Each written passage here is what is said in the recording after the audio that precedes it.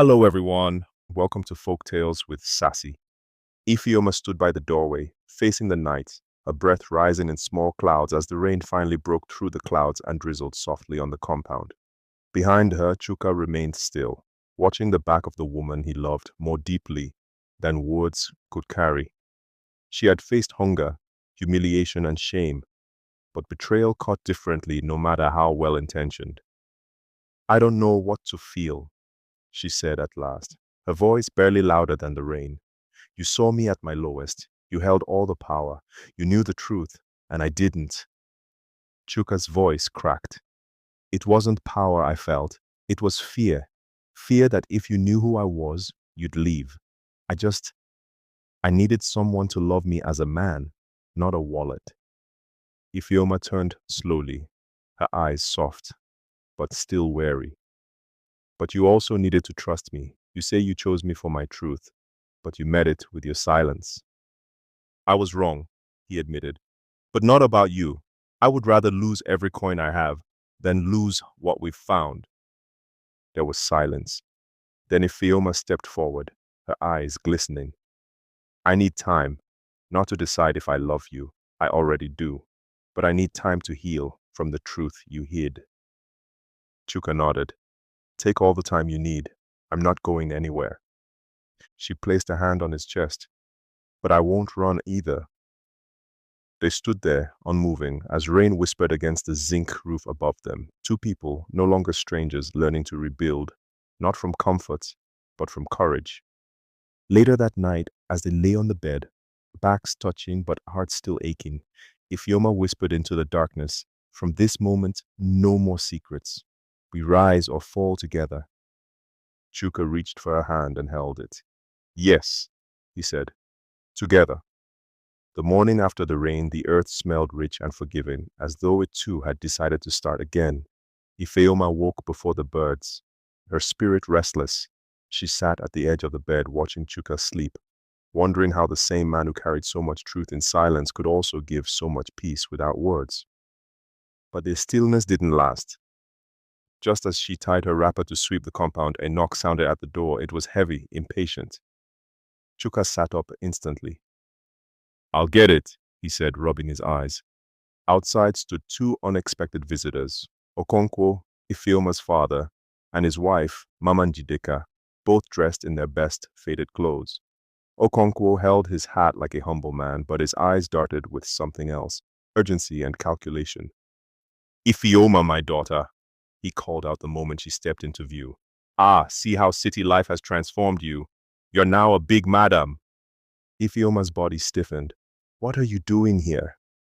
Mama Njideka clicked her tongue. "We came to see how you're doing now that we heard certain news." Chuka stepped between them. "What news?"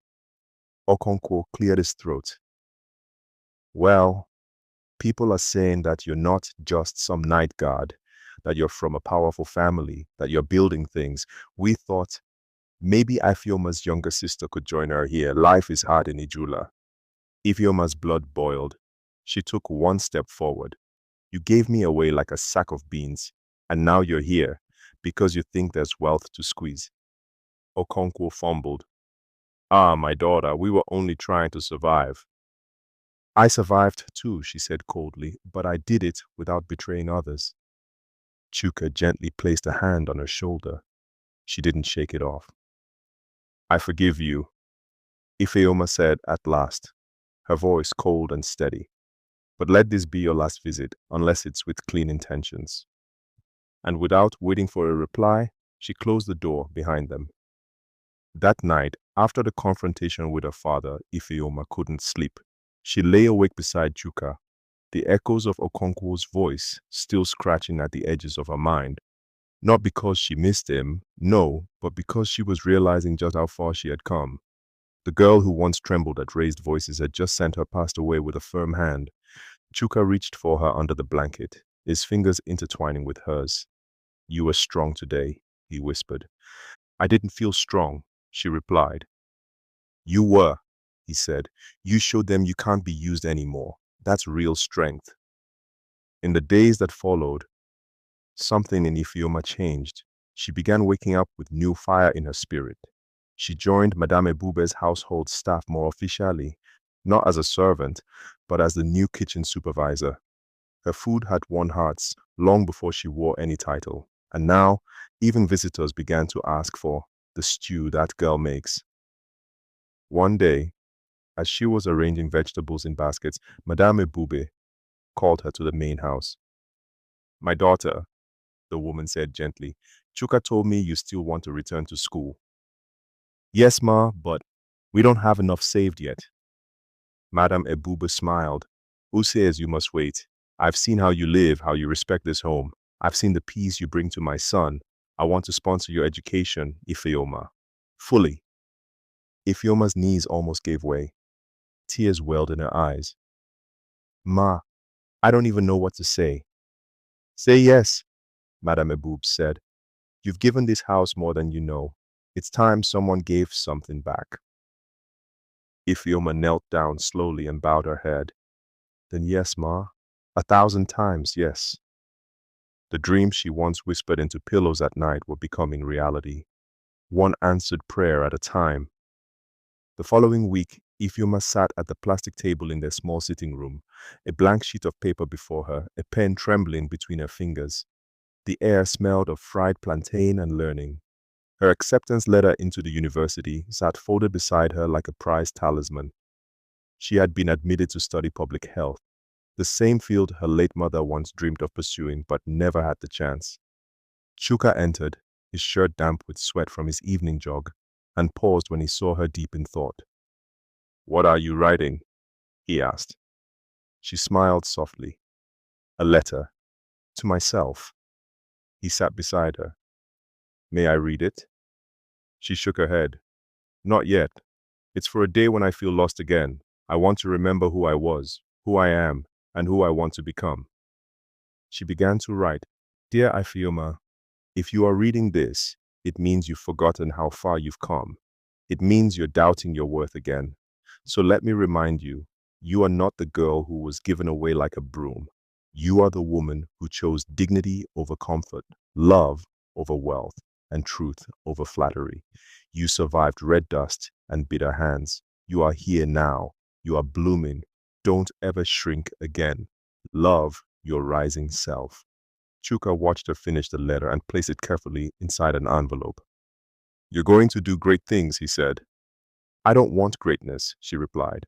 "I want impact. I want to help girls like me, girls who don't even know they deserve more." He leaned in and kissed her forehead. "And that's exactly what makes you great."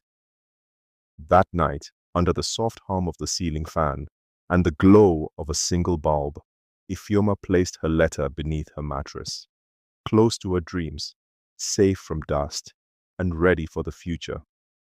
The day Ifeoma received her student ID card, she stood outside the university gate for nearly a full minute, staring at the building with disbelief. Students in jeans and backpacks hurried past, their laughter rising like music in the midday heat. A few years ago, this place felt like another world. Now, her feet stood on its soil. She touched the ID card again, reading her name aloud. Ifeoma Okeke, Department of Public Health. The words didn't just sound official, they felt like a resurrection. She walked through the gates, her steps light, her heart thudding with a mix of awe and gratitude. Her classroom was small but filled with energy. Girls with braids and boys with large dreams scribbled in notebooks, tapped on keyboards, and debated solutions to real problems. When the lecturer asked a question, Ifeoma raised her hand, not just to speak, but to claim her place in the room. That evening, when she returned to the boys' quarters, she found Chuka sweeping the compound, his face lit with anticipation. "How was your first day?" he asked, hurrying to collect her books. She collapsed onto the chair and exhaled, smiling.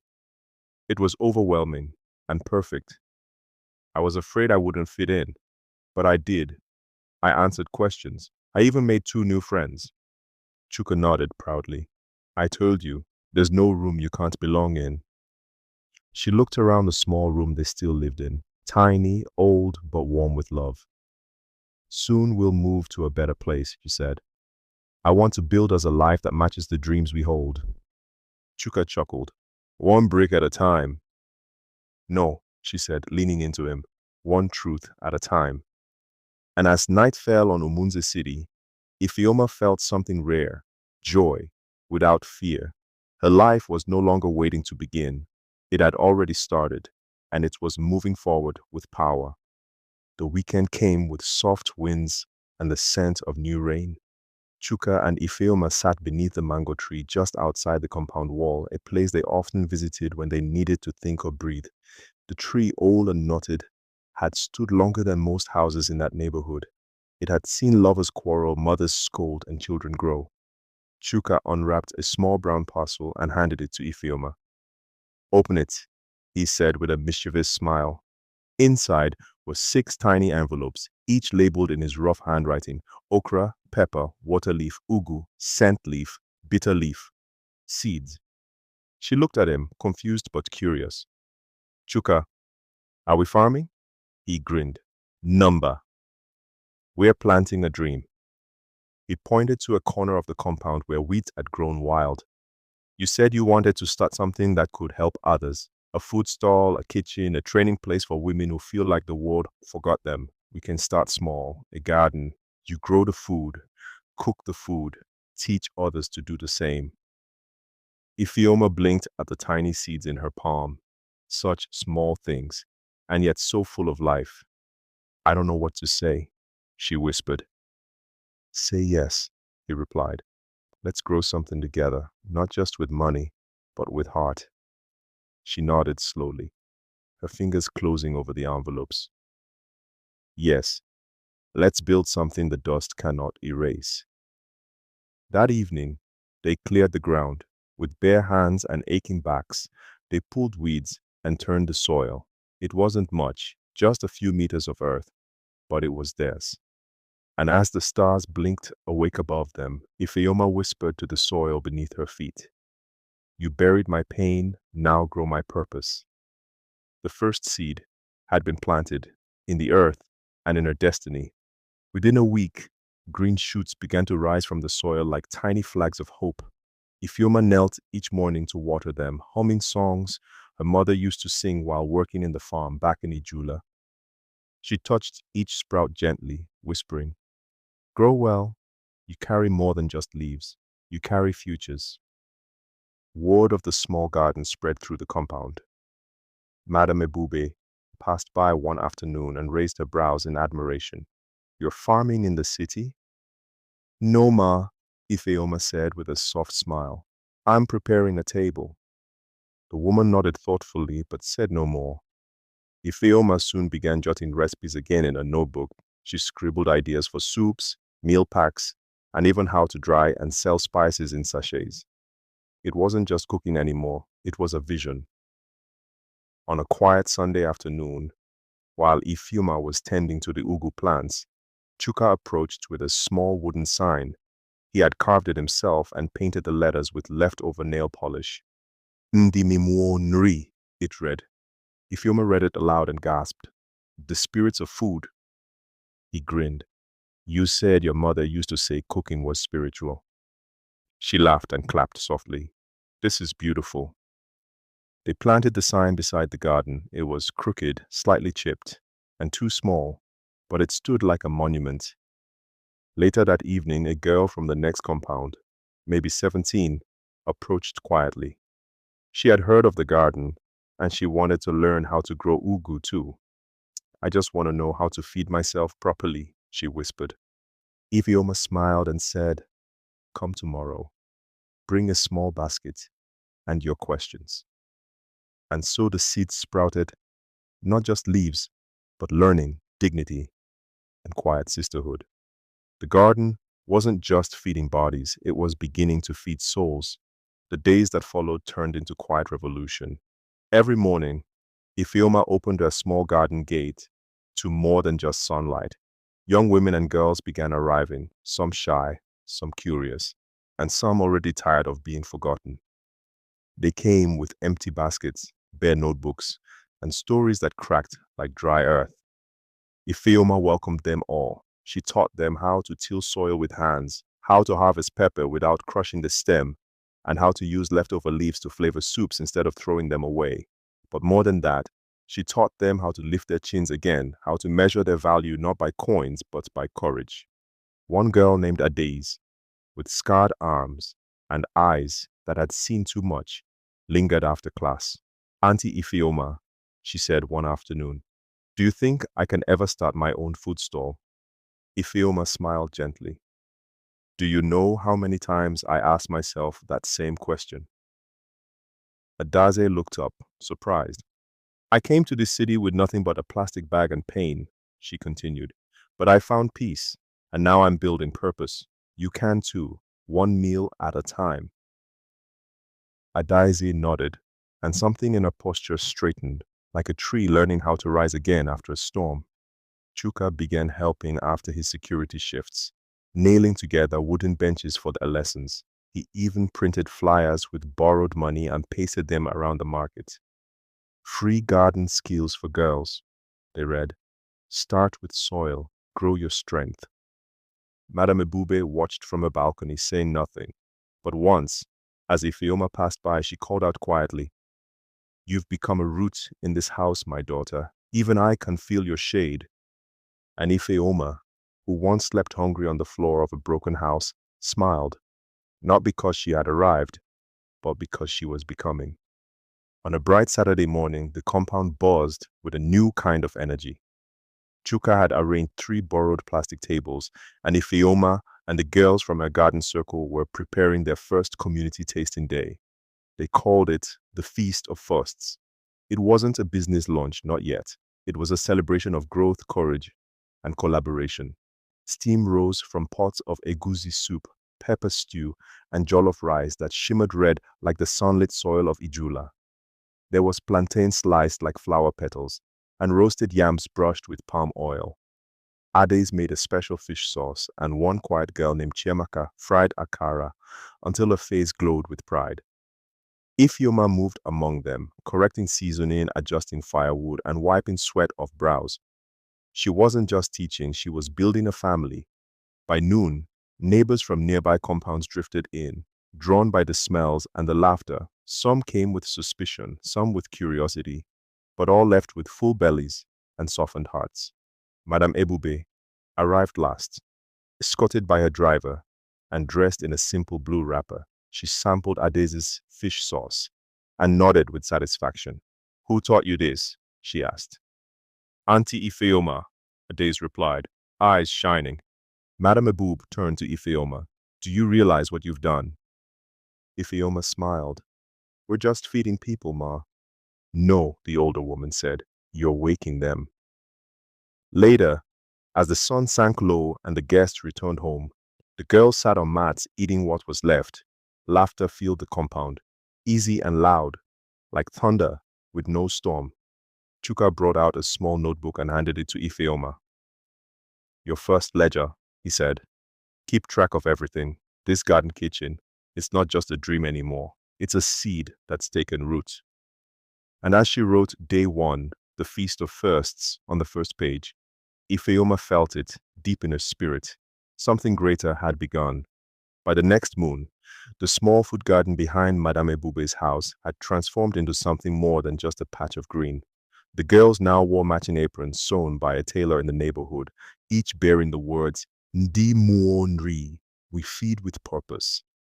It wasn't just a name anymore, it was a movement. Every weekend, they hosted small food fairs. Children came with coins to buy akara and zobo. Workers picked up food packs on their way to the bus stop. And elderly women stopped by, not just for the food, but to bless the girls and speak wisdom over their heads. Ifeoma introduced a new idea, rotating leadership. Every week, a different girl would lead the preparation, assigning tasks, and managing ingredients. "You are not just here to learn how to cook," she told them. "You are here to learn how to lead." One weekend, Ades led the group. She had once been too afraid to speak in front of strangers. Now, she measured out spices with confidence and corrected mistakes with grace. When she served her pepper fish to a stone-faced customer, he nodded slowly and said, "You should be on TV." The entire compound cheered. Back in their small room that evening, Chuka sat with Ifeoma, flipping through the ledger. You know we've made more in 2 weeks than I earned in 3 months at the gate. Ifeoma raised her brows. Are you serious? He grinned. Serious enough that I'm thinking, maybe it's time I resign. She gasped. Chuka, he shrugged. Why not? I want to build something with you. This place is no longer a backup dream. It's our future. She stared at him, then at the growing ledger in her lap. It was filled with scribbles, names, recipes, and dreams too wild to say out loud yet. And in that quiet moment, she whispered the words her mother used to say while planting yam. Even the tiniest root has the right to grow.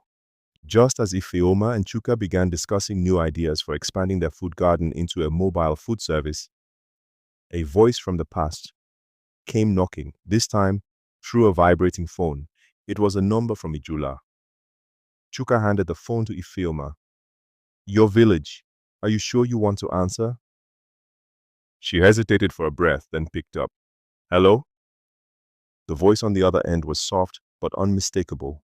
Obina, her little half-brother. Sister Ifeoma, please don't hang up. Her heart squeezed. She hadn't heard his voice in so long, and though he sounded older, she could still sense the fear in his tone. I'm listening, she said gently. Obina sniffled. Papa is very sick. He collapsed in the bush 2 days ago while trying to fetch firewood. They say he may not walk again. Mamanji Deka doesn't know what to do. There's no money. Ifeoma's fingers gripped the phone tighter. Her silence stretched. Then she spoke. I'm sorry to hear that. But why call me now? Why not all those years you watched them starve me and curse me every day? Obina's voice cracked. I was young. I couldn't do anything. But I remember, sister. I remember how you suffered. Please don't let Papa die like this. He asks for you. That night, she sat outside with Chuka and told him everything. He didn't interrupt. When she finished, he asked one question. What do you feel in your heart? Ifeoma closed her eyes. Anger, then sadness, then a strange ache I don't know how to name. Then maybe that ache is compassion, Chuka said quietly. And sometimes compassion is what frees us, not them. The next morning, Ifeoma sent money, not for forgiveness or recognition, but because healing, for her, meant refusing to let bitterness decide her future. She chose freedom, not by returning to the past, but rising above it. Thank you for watching.